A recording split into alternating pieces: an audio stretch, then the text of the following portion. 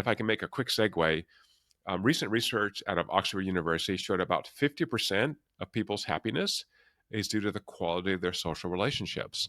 And so the current Really? work I've been doing is quantifying quality. What does that mean neurologically? And giving people goals to actually build up the quality of those relationships. They can be happier, live longer, live healthier. Yeah.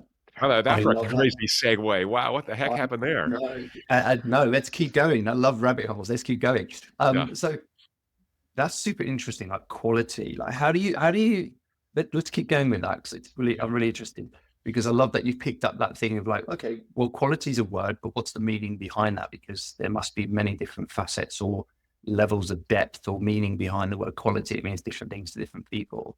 Um, Also, as well, just to kind of add into that, obviously we're in this time where there's a lot of narrative around disconnect. Obviously, some of the research in the younger generations um, hasn't, is really showcasing that perhaps we are more separated than ever before.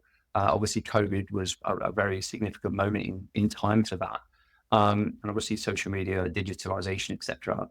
What do you see in that field around the human evolution and how we are how that is impacting relationships. And what did you find anything in that research of looking at quality and those relationship angles? And what did you find? Great question. And one of the fundamental questions about life.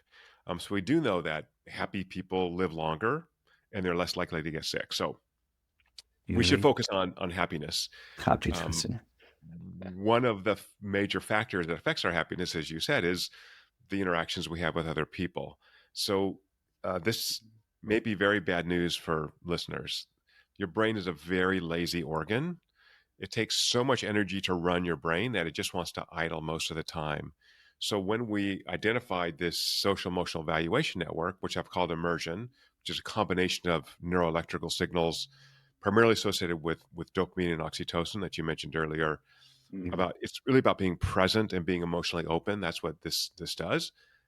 That's what it takes to have a good relationship, right? If we're friends, well, we are friends, but if we're hanging out in Stockholm and I never share anything about my life with you or with my wife or whatever, I'm not Mm. really a good friend. I'm not, or I don't listen to you. I don't like I'm having a tough time. I'm like, suck it up, dude. What like that wouldn't be very Mm. nice, right? So being present, being emotionally open are kind of the keys of building a strong relationship.